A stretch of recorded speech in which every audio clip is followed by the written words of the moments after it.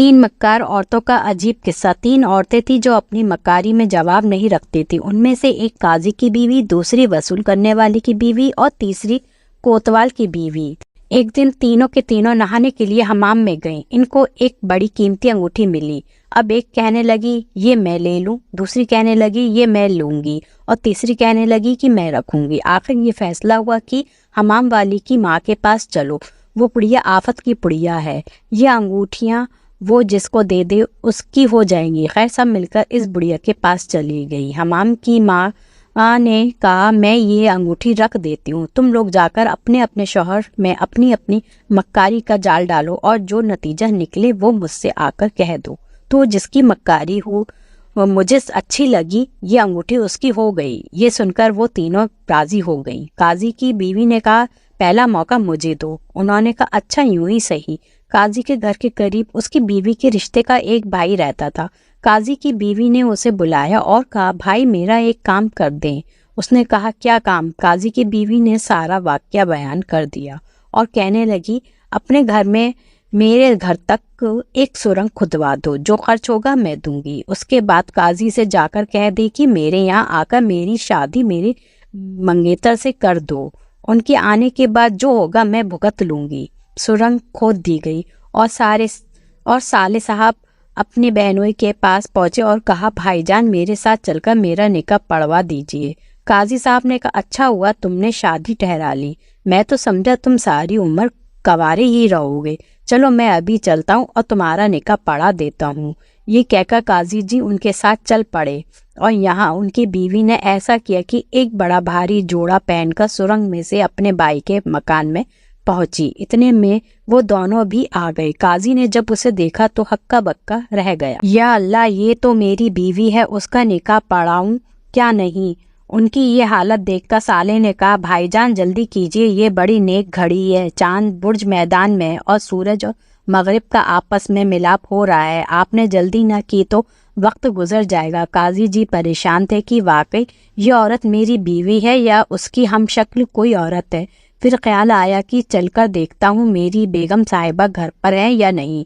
کہنے لگے بھائی میں نکاح تو پڑھا دیتا مگر مشکل یہ ہے کہ میں خطبہ گھر پر بھول آیا ہوں، ٹھہرو ابھی میں لاتا ہوں۔ وہاں سے اپنے گھر آ گیا۔ بیوی پہلے سے گھر پہنچ چکی تھی اور پلنگ میں اس طرح پڑی تھی گویا سو رہی ہے۔ انہوں نے دروازہ کھولا تو کہا میں نے کہا نا نرگس میں سو رہی ہوں، کسی کو اندر مت جانے دینا، دیکھو تو کیا سرکار آئے ہیں؟ قاضی جی نے کہا بیگم میں ہوں، کیسی طبیعت ہے؟ انہوں نے کہا جی اچھی ہوں، رات کو کچھ بے چین رہتی تھی اسی لیے اب ذرا لیٹ گئی۔ اپنا اطمینان کرنے کے بعد قاضی جی سالے کے گھر آئے۔ انہوں نے دیکھا دلہن وہاں موجود ہے۔ انہوں نے پھر غور سے دیکھا اور سوچ میں پڑ گئے۔ یہ دیکھ کر عورت نے کہا گھور کیوں رہے ہیں؟ نکاح پڑھانا ہے تو پڑھائیے، نہیں تو کوئی اور قاضی آ جائے گا۔ آواز سن کر ان کا شک اور بڑھ گیا مگر کیا کرتے، ادھر اپنے سالے کا خیال تھا، ادھر فرض کی ادائیگی تھی۔ آخر انہوں نے خطبہ نکاح پڑھانا شروع کر ہی دیا مگر جب دولہا دلہن سے یہ پوچھنے کی نوبت آئی کہ انہیں یہ نکاح قبول ہے، ان کی نظر دلہن کے چہرے کے مسے پر پڑی۔ اب تو ان کو یقین ہو گیا کہ ہو نہ ہو یہ میری بیوی ہے، مگر یہاں سے جاتے تو کیا بہانہ کر کے جاتے۔ آخر ایک بات سمجھ میں آ گئی، کہنے لگے میرا وضو ٹوٹ گیا ہے، وضو کر کے ابھی واپس آتا ہوں۔ سالے نے کہا یہیں وضو کر لیجئے، مگر قاضی کہاں سننے والے تھے۔ بھاگے بھاگے گھر پہنچے، دیکھتے ہیں کہ بیوی پلنگ پر لیٹی کتاب پڑھ رہی ہے۔ یہ دیکھ کر انہوں نے کہا یا اللہ کیا میں دیوانہ ہو گیا ہوں، میری بیوی یہ عورت ہے یا یہ عورت میری بیوی ہے؟ بیوی نے اس کو یوں باتیں کرتے دیکھا تو کہا میاں آج آپ کو کیا ہو گیا ہے، گھر میں آتے ہو اور پھر چلے جاتے ہو، کچھ دیوانے تو نہیں ہو گئے؟ انہوں نے کہا مجھے آج ایسا شبہ ہو رہا ہے کہ تمام عمر میں ایسا شبہ نہیں ہوا، اور شبہ بھی ہوا تو کس پر؟ تجھ جیسی نیک بختہ بیوی پر۔ اتنے میں اس کی نظر میز پر رکھے سیب پر پڑی۔ یہ دیکھ کر ایک ترکیب ان کی سمجھ میں آئی اور کہا بیوی سیب کھاؤ گی؟ بیوی نے کہا ضرور کھاؤں گی۔ انہوں نے سیب کو میز پر سے اٹھایا، چاقو سے 2 ٹکڑے کر کے دی، ایک بیوی کو دیا اور ایک پاس رکھ لیا اور بھاگتے ہوئے سالے کے گھر پہنچے۔ وہاں پہنچ کر کیا دیکھتے ہیں کہ عورت आधा सेब हाथ में लिए बैठी है। ये देखकर तो उनसे रहा न गया और आधा सेब दुल्हन के हाथ से ले लिया। जो टुकड़ों में मिलाया तो दोनों टुकड़े मिल गए। अब क्या था, काजी साहब तो बिगड़ ही गए। मगर उनके साले ने कहा, हजरत, अगर मुझे मालूम होता कि आप ये आफत बर्पा कर देंगे तो मैं किसी और काजी को बुला लेता। आप खुदा के लिए तशरीफ ले जाइए, अल्लाह हमारी मुश्किल किसी तरह आसान कर ही देगा। काजी साहब ने सोचा, बेहतर है उल्टा सीधा निकाह पढ़वा दूं। अगर उसने काजी को बुलाकर उसने दूसरे काजी को निकाह पढ़वा लिया तो बीवी हाथ से जाती है। खुतबा फिर पढ़ना शुरू किया और उनकी नज़र दुल्हन के हार पर पड़ी। अब क्या था, फौरन उठ खड़ी हुई और कहा, अरे ये तो मेरा हार है। दुल्हन ने कहा, वाह काजी वाह, तुम्हारी आंखों में लगता है पानी उतर आया है। जो हर चीज को तुम यूं घूर घूर कर देख रहे हो। निकाह पढ़ाना है तो पढ़ाओ, वरना यहाँ से चले जाओ। उन्होंने कहा, बेगम साहिबा आप खफा क्यों होती हैं, मैं खुद ही चला जाता हूँ। लेकिन अगर तुमने किसी दूसरे काजी को बुलाकर निकाह पढ़वाया तो मुझसे बुरा कोई ना होगा। ये कहकर वे अपने घर आए और देखा कि बीवी वही हार पहने बैठी है। बड़े परेशान हुए कि या अल्लाह, मेरे साथ ये क्या हो रहा है। वे गौर से हार को देखने लगे। बीवी ने कहा, आखिर ये क्या है, तुम्हारी आंखों में शायद पानी उतर आया है जो तुम हर चीज को घूर घूर कर देख रहे हो। बस ये बात सुनकर तो काजी साहब को होश आ गया, क्योंकि ये वही अल्फाज थे जो दुल्हन ने अदा किए थे। फिर बोला, मैं कुछ दीवाना हो गया हूँ। बीवी ने कहा, हाँ, या तुम्हारी दोनों आंखें खराब हो गई हैं या तुम्हारा मैदा खराब हो गया है। काजी ने कहा, तुम सच कहती हो, कल मैंने दावत में ज्यादा खा लिया था। बीवी ने कहा, तुम अपने मैदे का इलाज कराओ, वरना मेरा जीना मुश्किल हो जाएगा। मियाँ ने कहा, मैं अभी हकीम के पास जाता हूँ। ये कहकर वह फिर अपने साले के घर आए। उसने कहा, तुम तो कह गए थे मैं नहीं आऊँगा, अब क्यों आ गए? हक मेरे से ज़्यादा किसका हो सकता है, इसलिए आ गया। दुल्हन ने कहा, काजी साहब, तुम ज़रूर दीवाने हो गए हो, या तुम्हारी आंखें ख़राब हो गई हैं या मैदा। तुम अपने मैदे का इलाज करा लो, वरना तुम्हारी बीवी का जीना मुश्किल हो जाएगा, क्योंकि मैदे का असर दिमाग पर होता है। ये अल्फाज सुनने थे कि काजी आपे से बाहर हो गया और दुल्हन को एक थप्पड़ मार दिया और लाहौल वाला पड़ते हुए घर में आ गया। यहाँ आकर देखते हैं कि बीवी अपना गरारा सील रही थी। अब समझ गए कि हो न हो उनकी बीवी भूतनी है, जो यहाँ भी रहती है और वहाँ भी पहुँच जाती है। इस ख्याल से ऐसा धचका लगा कि वाकई दीवाने हो गए और पागल खाने पहुँचा दिए गए। जब बीवी ने देखा कि उनकी मक्कारी इंतहा को पहुँच गई तो हमाम वाले की माँ के पास पहुंची। सारा किस्सा अव्वल से आखिर तक सुना दिया। बुढ़िया ने कहा, शाबाश बेटा, खूब काम किया। और मैसूल वाली की बीवी से कहा, लो बीवी, अब तुम्हारी बारी है, सारा जरा अपनी कारीगरी दिखाओ। मैसूल वाले की बीवी ने घर आकर अपनी काम वाली औरत से के सामने अंगूठी वाला सारा किस्सा बयान कर दिया। देखो ना, तुम मेरी मदद कर दो, बाकी मैं खुद संभाल लूंगी।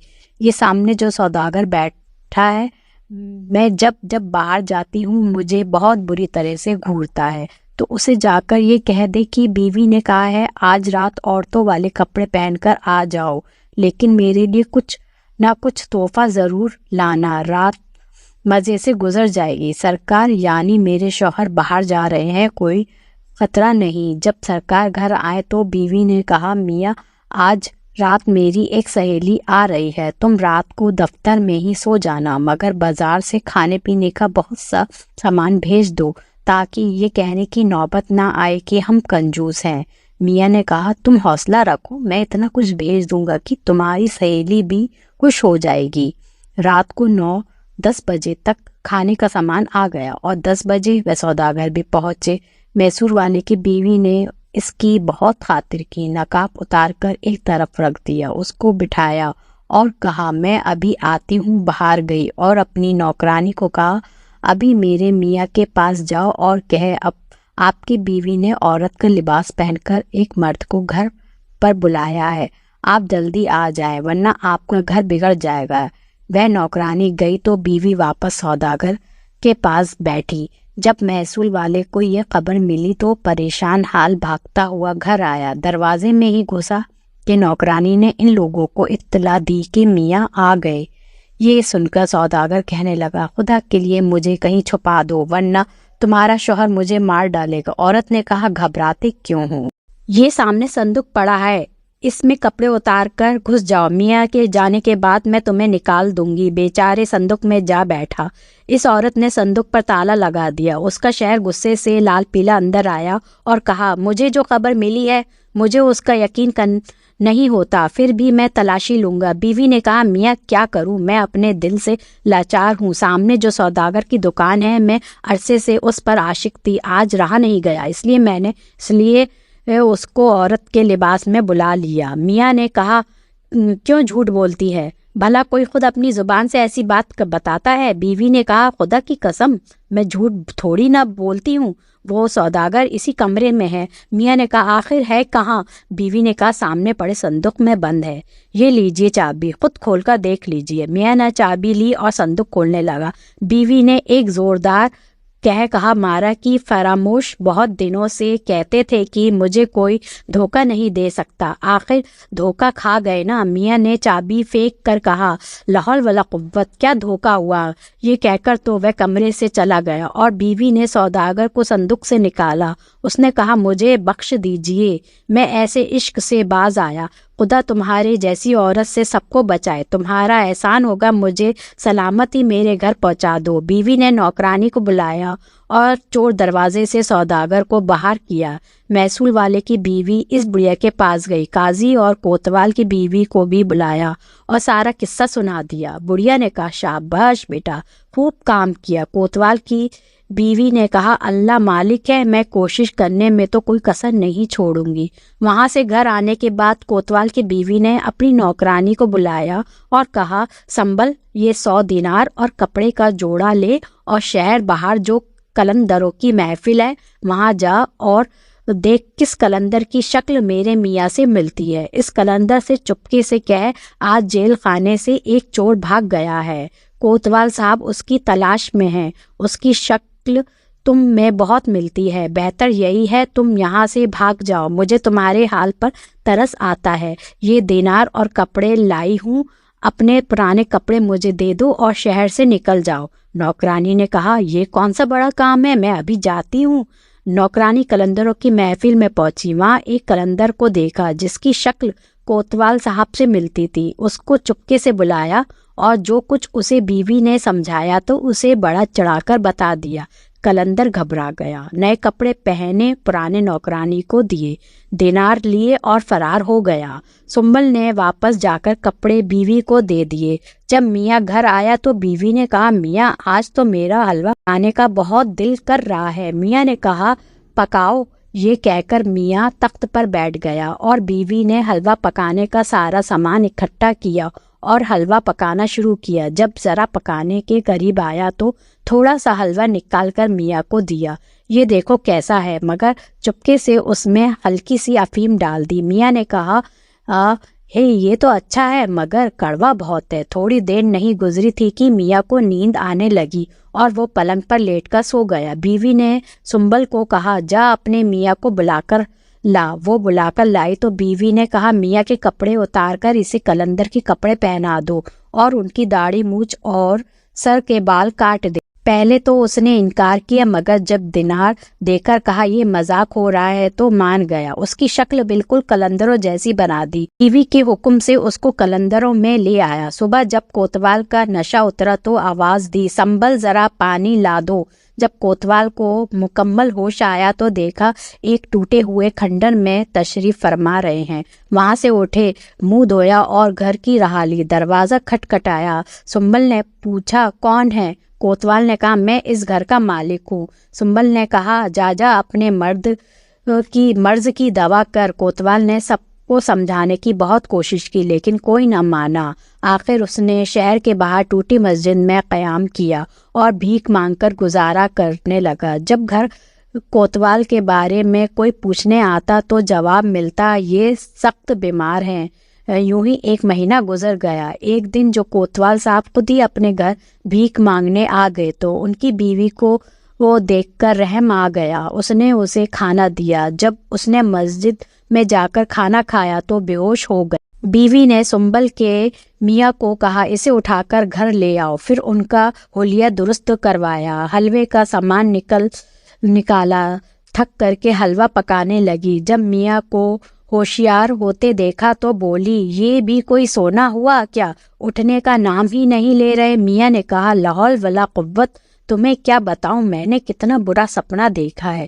اس واقعے کے بعد تینوں بیویاں حمام میں جمع ہو گئی تاکہ کوتوال کی بیوی کا قصہ سنا کر فیصلہ کرنے کہ ان سے سب سے زیادہ مکار عورت کون ہے، مگر تینوں کو بہت غصہ آیا کہ وہ بڑھیا انگوٹھی لے کر بھاگ گئی۔ یہ تھی ہماری آج کی اسٹوری۔ اسے اپنے دوستوں کے ساتھ بھی ضرور شیئر کیجیے۔ اور پیارے دوستوں، ہم امید کرتے ہیں کہ آپ کو ہماری آج کی یہ اسٹوری ضرور پسند آئی ہوگی۔ اگر آپ کو ہماری آج کی یہ اسٹوری پسند آئی ہے تو سب سے پہلے اس کو لائک کریں اور کمنٹ کر کے بھی بتا سکتے ہیں۔ آپ ہمارے چینل کو ضرور سبسکرائب کر لیں اور ساتھ ہی لگے گھنٹی کے بٹن کو بھی کلک کریں تاکہ آپ کے پاس ہماری آنے والی ویڈیو کا نوٹیفیکیشن ملتا رہے۔ Thank you.